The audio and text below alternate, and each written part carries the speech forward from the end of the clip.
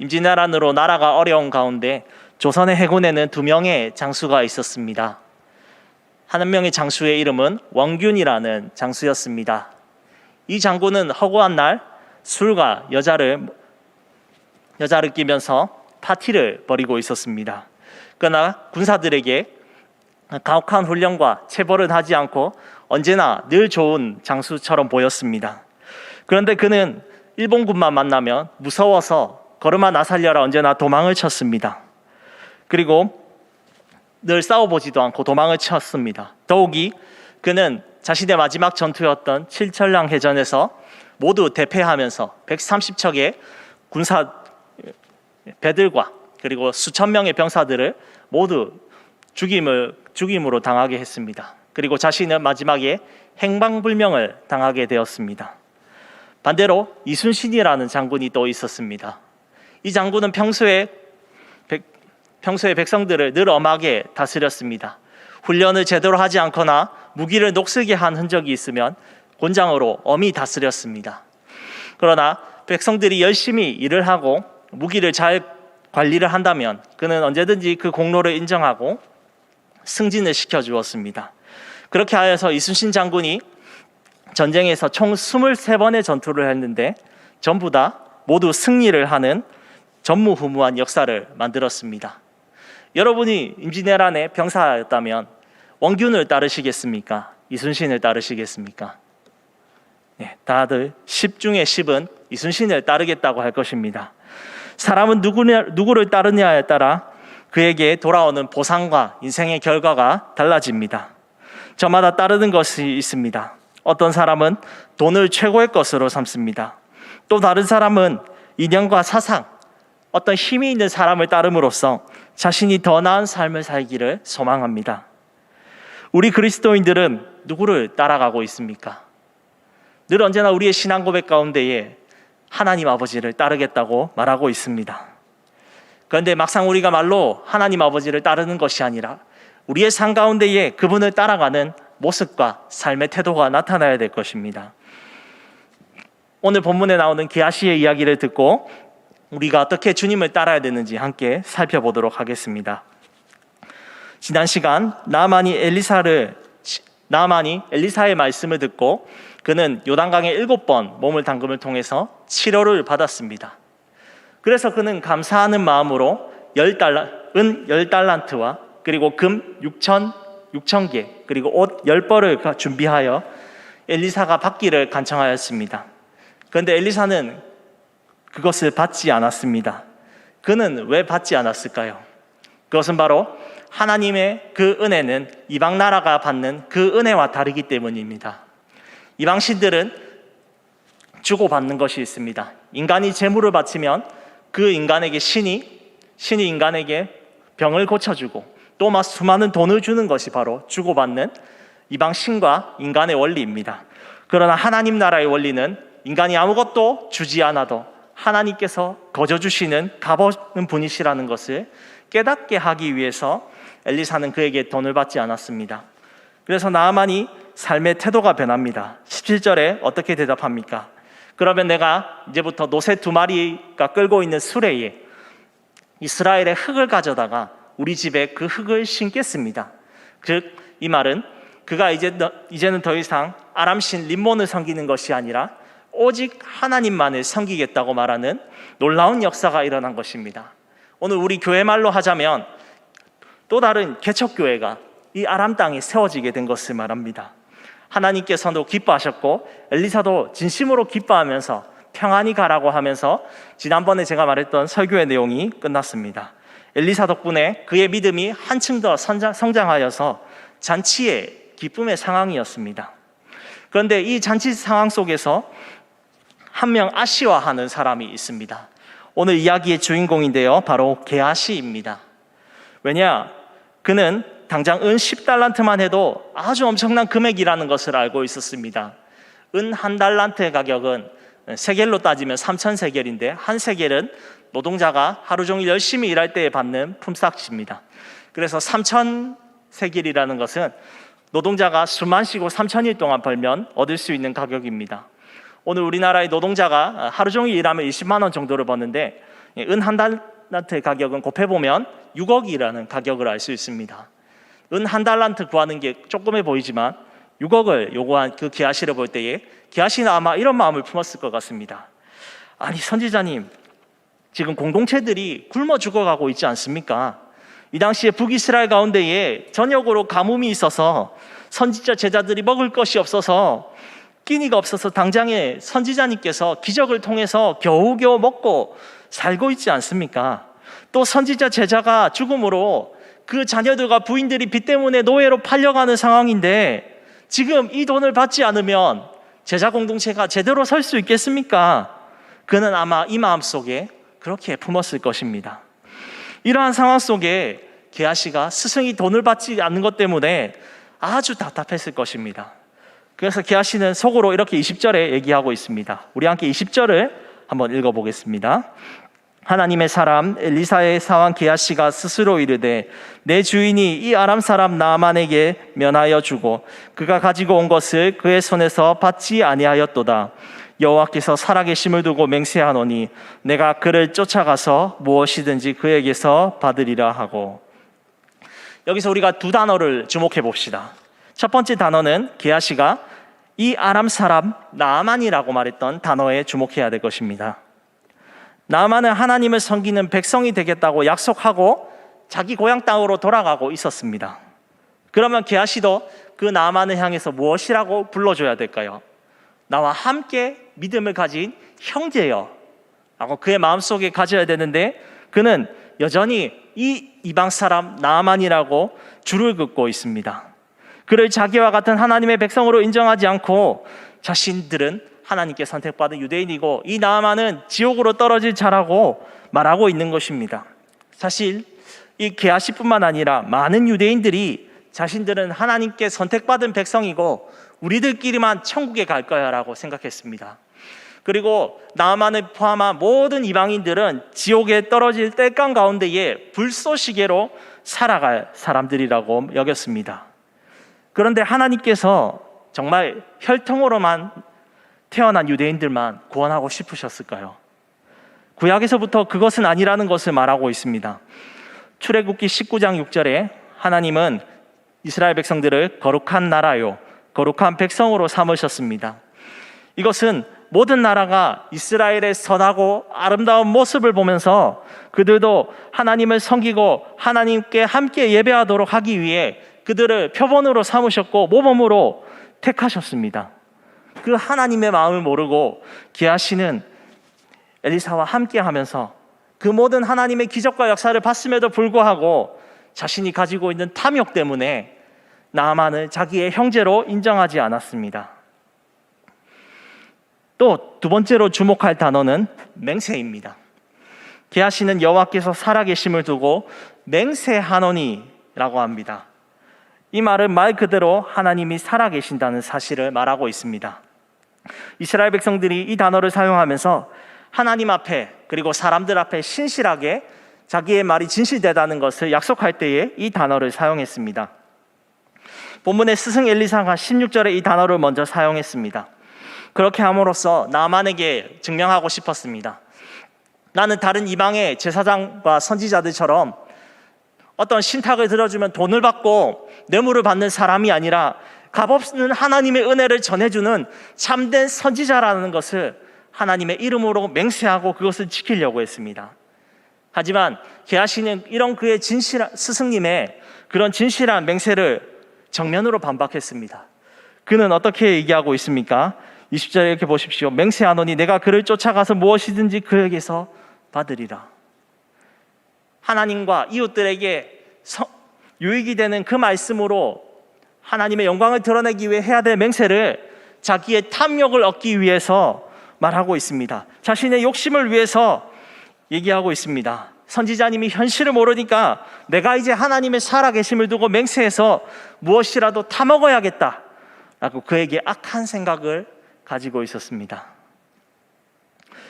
곧 시간이 흘러 게하시가 나아만의 뒤를 쫓아가 그를 붙잡습니다.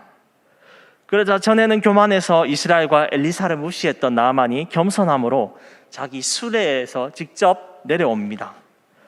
그리고 게하시에게 나아만이 묻습니다. 평안하냐? 이것은 나아만이 엘리사가 혹시 무슨 일이 생겼습니까? 라고 걱정하는 투로 얘기하는 것이지요. 우리나라 말로 쉽게 얘기하자면 엘리사 선지자님 별일 없죠? 이런 얘기입니다. 전에는 이방 사람에게 무시하고 교만하게 떨었던 나아만이 하나님의 선지자를 향해 진실이 섬기는 사람이 되었던 것입니다. 그런데 이러한 나아만의 성의에 대해서 게하시는 거짓말로 대답합니다. 그가 말하기를 이렇게 얘기합니다. 지금 선지자의 제자 중에 에브라임 산지에 청년 2명이 왔는데 은 1달란트, 옷 2벌을 엘리사가 지금 요구하니 좀 전해주십시오 라고 합니다. 얼마나 철저하게 준비했는지 그가 이 미리 받을 것을 알고 사환 2명을 미리 준비해서 받을 것을 대기하고 있었습니다. 은 1달란트의 무게가 평균 34kg 정도 됐습니다. 제가 헬스장에서 벤치프레스를 한 40kg 정도 들어봤는데 혼자 정도 들 수 있지만 겨우 들 정도입니다. 그래서 이 은 1달란트를 원활하게 들기 위해서 사환 2명을 미리 데려왔던 것이죠. 나아만은 이러한 게하시의 요청을 듣고 크게 기뻐하였습니다. 그래서 덤으로 은 1달란트를 더 주었습니다. 이는 그가 선지자의 일에 넉넉하게 쓰라고 그의 선심을 다한 마음이었습니다. 이 돈을 받고 언덕을 넘어 2 사환에게 물건을 받은 뒤 게하시는 자기 집에 모두 숨겼습니다. 그는 처음 마음부터 자기 욕심을 위해서 살고자 하진 않았을 겁니다. 아마 선지자 제자들 가운데에 가난하고 힘든 사람들을 위해서 베풀려고 했지만 어느덧 10억 정도가 되는 수많은 돈이 들어오니까 꼭 나눠줘야 될까? 내가 가져야지. In my pocket. 호주머니에 쏙 하고 그냥 감추었습니다. 그리고 나서 선지자 엘리사 앞에 서게 됩니다. 선지자는 그리고 얘기합니다. 게하시야, 네가 지금 어디를 다녀오는 길이냐? 엘리사가 이미 성령님을 통해서 그가 이미 나아만에게 뇌물을 받았다는 것을 알고 있었습니다. 이 엘리사의 마음은 질책하는 마음보다는 만약 그가 회개를 했다면 용서해 주려는 마음이었습니다. 하지만 게하시는 설마 아무리 죽은 사람을 일으켰던 엘리사 선지자님이라도 내가 나와 함께 그 자리에 없었는데 설마 내가 훔친 줄 알겠어? 라고 그는 시침이 잡아댔습니다. 선생님, 저는 아무 데도 가지 않았습니다. 그렇게 얘기할 때 엘리사의 마음이 어떻겠습니까? 그렇게 함께하면서 믿었던 제자였는데 아주 비통한 마음으로 얘기했을 것입니다. 엘리사야, 지금이 어찌 은을 받을 때냐? 지금이 어떤 때이냐? 네가 나아만과 함께 그 나아만이 수레에 내려서 네가 그와 함께 얘기할 때에 내 마음이 거기에 있지 아니하였느냐? 라고 성경이 얘기하고 있습니다. 이것을 쉽게 말하면 이것이죠. 게하시가 나아만과 함께 얘기하면서 은을 받을 때에 하나님과 그리고 엘리사가 그 가운데 지켜보고 있었는데 네 마음에 하나님이 주신 양심이 찔리지 아니하였느냐라고 말하는 것이었습니다. 사람은 속일 수 있어도 하나님은 속일 수 없었습니다.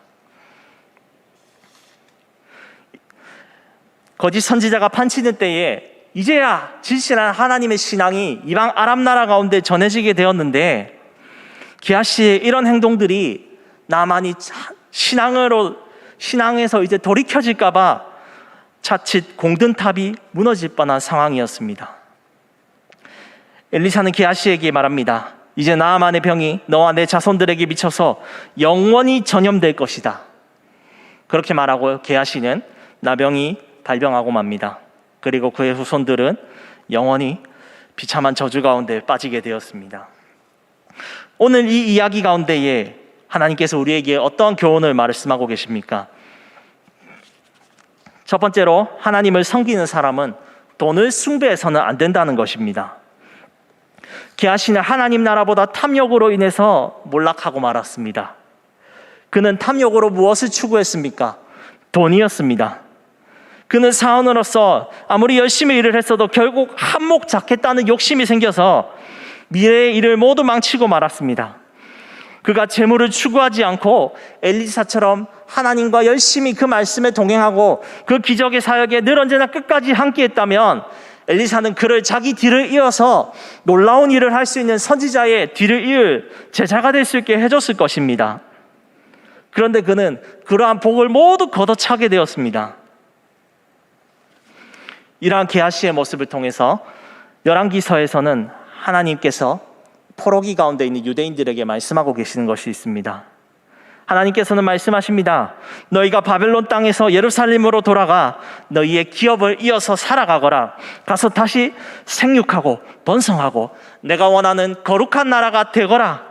그것이 바로 이 열왕기하를 쓴 하나님의 마음이었습니다. 그런데 유대인들은 바벨론 땅에 끌려갈 때 늘 생각했습니다.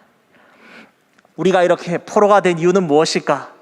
우리 하나님께서 절대로 애굽을 통해서 승리하게 해주실 것이라고, 바벨론을 완전히 물리치고 그 멍에를 벗게 해주실 것이라고 약속하였는데 그 하나님께서 바벨론 느부갓네살 왕한테 져버리셨네. 우리가 믿는 하나님 아무런 소용이 없구나. 이제 하나님의 약속 따위 믿지 않겠어. 하나님이 주신 예루살렘 성 따위 다시는 쳐다보지 않겠어. 그래서 유대인들은 금을 많이 모아서 그것을 세공했습니다. 그리고 고리대금 사업, 즉 은행 사업을 통해서 그들은 자신들의 재산을 통해서 우리는 돈이 힘이야, 우리는 은금이 힘이야 라고 그들은 믿었습니다. 그런 유대인들을 보면 하나님께서 말합니다. 은과 금이 너희의 힘이 아니라 나의 약속을 믿고 순종하는 자야말로 내가 너희를 도와줄 것이라는 약속입니다. 구약의 게하시가 돈을 탐해서 망했다면 신약에는 어떤 사람이 돈을 탐해서 망했습니까? 예수님의 제자 가룟 유다죠. 마리아가 나드 한 근을 가지고 예수님의 발에 부었습니다. 그리고 자신의 머릿결로 예수님의 발을 씻겨주고 있었습니다. 그러자 유다는 화를 내면서 얘기합니다.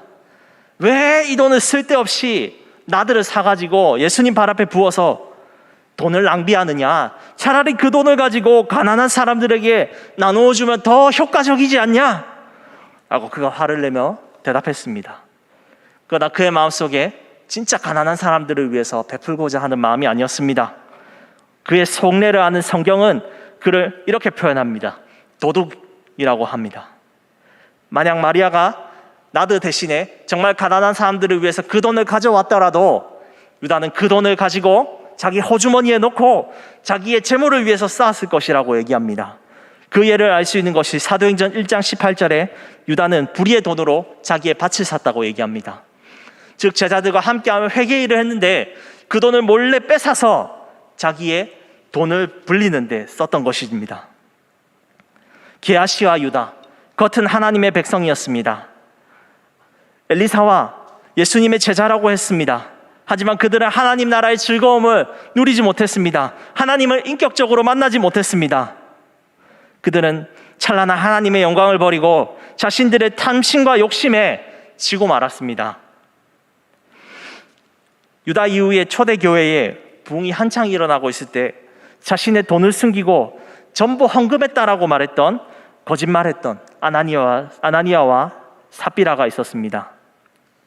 만약 이들이 거짓말하지 않고 그냥 일부를 조금 있는 그대로 저희가 드립니다라고 했으면 그래도 그나마 베드로가 그래도 네가 일부라도 해서 정말 잘했다라고 칭찬했을 것입니다. 그런데 그들은 명예와 재물에 대한 욕심 때문에 하나님과 베드로 앞에 거짓말했고 그 둘은 죽음으로 죗값을 치르고 말았습니다. 예수님께서는 누가복음 16장 13절에 말씀하십니다. 너희는 하나님과 재물을 겸하여 섬길 수 없느니라. 여기에서 예수님은 단순히 재물을, 영어로 money, 돈, 재물이라고 말씀하지 않으십니다. 이것은 돈의 신인 맘몬이라고 예수님께서 말하십니다. 재물이 얼마나 사람들의 마음을 지배하면 그것을 신으로 부르는 맘몬이라는 단어도 생길 정도로 강력합니다. 돈 그 자체는 그러나 악한 것은 아닙니다. 우리는 이것을 통해서 잘 활용해야 되고 우리의 삶을 지혜롭게 쓸 수 있습니다. 하지만 성경은 사도 바울의 그 서신을 통하여 이렇게 말합니다. 돈을 사랑하는 것이 일만 악의 뿌리가 된다는 것입니다. 우리는 이 돈의 노예가 되어서는 안 될 것입니다. 하나님 앞에 우리는 청지기로서 우리에게 주신 모든 재물에 있어서 있는 바 족한 줄로 알고 하나님께 감사함으로써 지혜롭게 사용해야 될 것입니다. 나를 위해서 사용하는 것이 아니라 하나님과 나의 이웃들이 어렵고 공경한 상황 속에 있으면 나의 주머니를 열고 기꺼이 도우는 것을 써야 될 것입니다. 남에게 베풀고 헌신하는 자들은 하나님께서 또 채워주시는 것을 보게 될 것입니다. 내가 주는 것보다 받는 것에 익숙하신 분이 계십니까? 그렇다면 하나님이 나에게 주시는 그 청지기의 마음으로, 열린 마음으로 베풀어 보십시오. 그러면 하나님께서 하늘의 창고를 우리에게 열어주실 것입니다. 2017년 법률 소비자 연맹에서 대학생 3,000명을 대상으로 10억을 준다면 교도소에 1년을 갔다 올 수 있는가? 라고 설문조사를 했습니다. 이러한 질문에 50%가 갈 수 있다고 대답했습니다. 돈을 위해서라면 감옥에 가는 것도 서슴지 않는 세상 사람들의 모습을 우리가 볼 수 있습니다. 성도는 이러한 돈을 섬기고 사랑하는 문화에서 벗어나야 합니다. 왜냐하면 나는 돈의 노예가 아니라 하나님과 함께 세상을 다스리는 거룩한 제사장 나라의 자녀이기 때문입니다. 내가 주님의 일을 하며 무엇인가 대가를 바라지 않습니다. 예수님처럼 거저받은 그 은혜 거저 줄기 원합니다. 이것이 내 힘으로 되는 것이 아닌 성령님을 의지하고 그분께서 내 삶을 다스리도록 우리가 오늘 간절히 기도할 때에 우리는 재물의 신 만몬을 초월하여 하나님만을 섬길 수 있을 줄 믿으시기를 소망합니다. 오늘 이야기의 두 번째 교훈은 하나님의 자녀는 그분 앞에 정직과 신실함으로 산다는 것입니다. 게하시는 자기가 집에 몰래 숨겨둔 그 돈을 아무도 모를 줄 알았습니다. 아무리 자기 스승이 하나님의 권능으로 죽은 수냄 여인을 살리고 수많은 제자들을 먹여 살린 엘리사라도 거짓말하는 줄 모를 거라고 했습니다. 그러나 하나님이 알고 계셨습니다. 다만 하나님과 엘리사는 이것을 바랬습니다. 게하시가 이렇게 말하기 원했을 것입니다. 네, 맞습니다. 선생님, 제가 제 욕심이 커서 나만에게 은과 옷을 받아서 죄를 지었습니다. 부디 저를 용서해 주십시오. 이렇게 진실하게 고백했다면 그는 용서받고 훌륭한 선지자가 되었을 것입니다. 세상을 살아가기 위해 정직하게 살면 바보가 된다고 말합니다. 모두가 다 사기를 칩니다.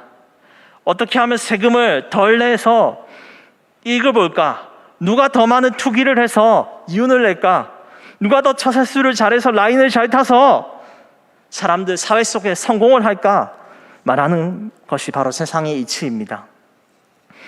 반면 그렇게 살지 않는 사람들을 향해서 세상은 머저리 바보라고 할 뿐입니다.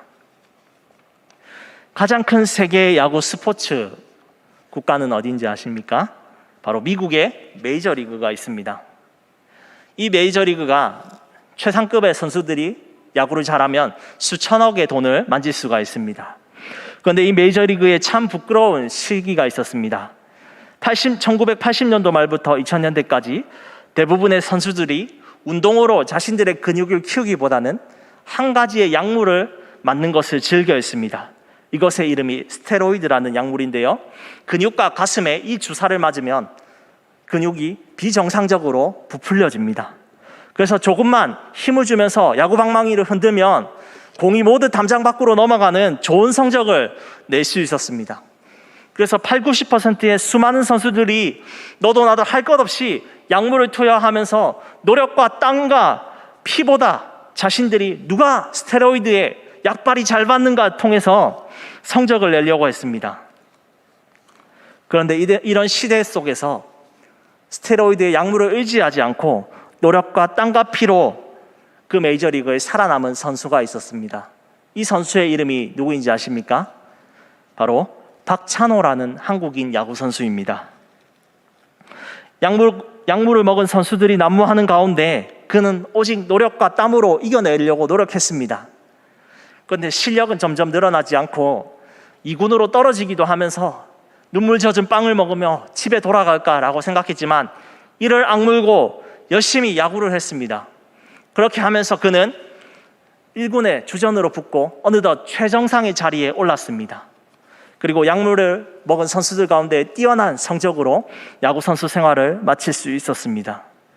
그리고 그는 골프 선수 박세리와 함께 1997년 우리나라의 IMF가 터졌을 때에 국민들이 경기가 어려워서 실망하고 절망하고 자살하는 사람들이 많을 때에 이 두 선수를 통해서 우리는 무엇을 느꼈습니까? 우리도 지금 경기가 어렵고 힘들지만 땀과 노력과 피를 흘려서 열심히 산다면 우리나라는 다시 일어날 수 있구나라는 희망의 메시지를 얻게 되었습니다. 사랑하는 성도 여러분, 우리가 정직을 추구하는 모습도 이 두 영웅들과 같다고 생각합니다. 세상 사람들이 모두 다 불법과 처세술과 거짓을 통해서 자신의 이익을 위해서 산다고 할지라도 우리는 정직이라는 무기를 가지고 살아야 합니다. 시편의 기자는 이렇게 고백합니다. 나의 방패는 마음이 정직한 자를 구원하시는 하나님께 있도다. 우리가 정직하게 살면 그 삶을 누가 책임져 주신다고 약속하십니까? 하나님 아버지께서 책임져 주십니다. 주님은 자신이 정직하시기 때문에 자신을 닮아서 세상에 비록 손해를 보더라도 주님을 위해 기꺼이 그것을 감수하는 자를 기뻐하십니다. 이 세상이 모두 거짓말을 하고 자기 손해를 안 보려고 해서 썩은 내가 진동하고 있지 않습니까? 그럴 때 우리가 아름다운 향기를 내야 되지 않겠습니까? 우리가 정직하게 산다는 것은 아스팔트 위에 생명력이 없는 그 땅 가운데에 조그만하게 피어난 민들레처럼 우리는 정직으로 산다면 이 생명이 없는 땅 가운데에 하나님의 아름다운 복음의 빛이 우리의 정직함을 통해서 드러나게 될 것입니다. 더 나아가 나아만처럼 많은 불신자들이 우리의 정직하고 선한 모습을 통해 하나님을 믿는 것이 얼마나 매력적인지 깨닫고 다 돌아오게 될 줄 믿으시기 바랍니다. 특별히 코로나 시기 가운데에 많은 교회들이 여러 어려움들이 있지만 그래도 정부가 요청하는 대로 열심히 방역 수칙을 지키면서 기도하고 예배드리고 있습니다. 비록 지금 어렵고 때로는 교회가 사람들이 잘 모이지 않아서 우리가 이것 가운데서 쓰러지지 않을까 걱정이 되지만 여러분 그러나 걱정하지 마시기 바랍니다. 하나님께서는 이 정직하게 행하는 우리 한국 교회들을 통해서 다시금 교회를 일으켜 주실 줄 믿습니다. 그런데 이렇게 사는 것이 말로는 쉬운데 참 쉽지 않죠. 때로는 넘어지고 쓰러질지 모릅니다. 게하시처럼 때로는 거짓말하고 살기 위해서 처세술을 행할 것입니다. 그럴 때 필요한 마음이 무엇입니까? 바로 성령님께 우리의 부족한 마음들, 우리가 넘어졌고 부지중에 죄를 지었던 것들을 진실되게 다시 고백하고 나아가는 것입니다. 다윗이 위대한 이유가 무엇입니까? 나단 선지자가 당신이 가늠했으니 회개하시오 할 때 나는 그런 거 모릅니다. 나는 안 했습니다. 오리발 내미지 않고 눈물로 하나님 내가 죽을 죄인입니다. 나를 살려주십시오 라고 회개했던 그 위대한 정직함이 있기 때문입니다. 성도 여러분, 우리는 누구를 섬깁니까? 온 세상을 만드시고 오늘도 세상을 보존하시는 그 하나님 아버지를 우리가 믿습니다. 그분은 자기 백성을 택하시고 당신의 자녀답게 살기를 원하십니다. 우리가 정직으로 살면 결국은 승리할 것입니다. 왜냐하면 우리의 도움은 천지를 지으신 여호와의 이름에 있기 때문입니다. 하나님의 자녀로서 정직하게 이 땅에 살아갑시다. 비록 그것이 힘들지라도 우리가 날마다 일용할 양식을 주님이 가르쳐 주신 기도로 구하며 우리의 필요한 것들을 아뢰면 그분은 들으시며 도와주실 줄 믿습니다. 말씀을 정리하겠습니다. 세상과 하나님 사이에서 머뭇거리는 이스라엘 백성들은 게하시의 저주 이야기를 통해서 그들은 하나님만을 섬기는 경고를 받았습니다. 오늘 우리도 재물과 사람들 사이에서 하나님만을 섬기기를 다짐합니다. 하나님의 백성들은 어떻게 살아야 되는지 우리가 배웠는데 다시금 살펴봅니다. 첫 번째, 재물을 사랑하지 않고 관리하는 청지기의 마음으로 살아야 됩니다. 재물이 나에게 주신 하나님이 맡기신 것입니다. 그것을 주신 있는 것으로 감사함을 여기고 우리가 탐욕에 눈이 멀지 않고 청지기의 마음으로 잘 관리하고 다른 사람과 하나님 나라의 영광을 위해서 잘 사용하는 하나님의 백성들이 됩시다. 또 세상 속에 정직함으로 승리합시다. 우리가 살면서 불법과 거짓으로 살아간다면 하나님께 회개하면서 다시 일어나 살아갑시다. 세상에 썩은 내가 있을 때에 하나님이 주시는 향기로운 그리스도인의 정직함을 통해서 이 세상을 아름답게 바꿔가기를 원합니다.